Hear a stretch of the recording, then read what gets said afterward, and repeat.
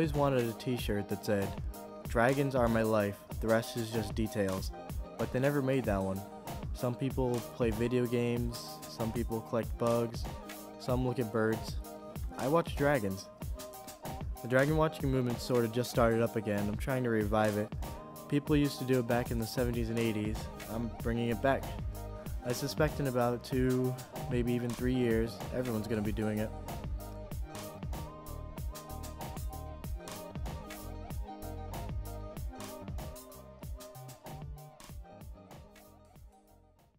Just about every day, I wake up, grab my gear, and go out and set bait for the dragons.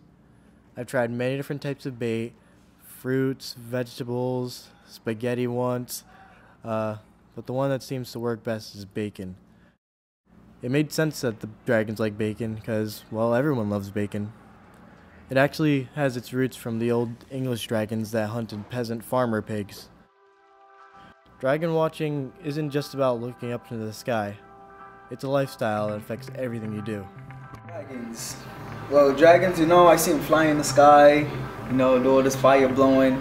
I think they're pretty cool. I know sometimes they're in people's imaginations, or either people say they see them in person, but I don't know. But I know, I like dragons though. I remember watching dragons as a kid on cartoons,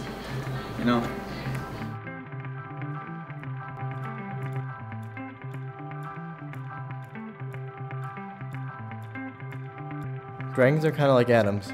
You need very special instruments to see them. Wait, can you even see atoms? Whatever. You can see dragons though. That's what my dragoculars are for.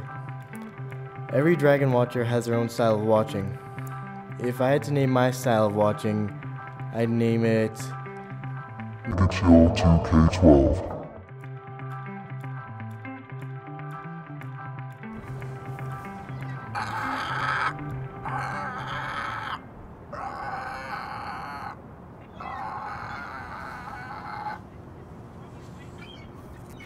Dragon calls are as unique as each dragon. Usually different people try to make their own calls. It doesn't always work, but sometimes you can get some pretty rare dragons to come.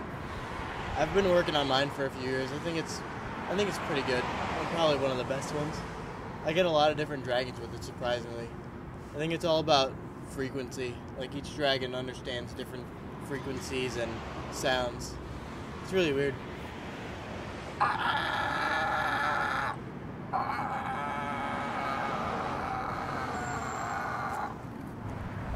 The reason dragons are so common around here is basically because the more factories people build, the less places dragons have to live. So they mostly move into the cities because there's not a lot of factories, but I think they kind of like it, like the emissions from the factories, but they don't like living in an area where there's 10,000 factories.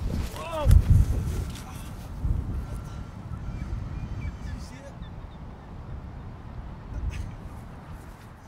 A lot of people take dragon watching for granted, but there's a lot of sacrifices involved. There's a careful balance between humans and dragons that need to be kept. I wouldn't expect regular people to commit like this, but some things just have to be done. This is the life I've chosen. I can't turn back now. Hold on to your butts.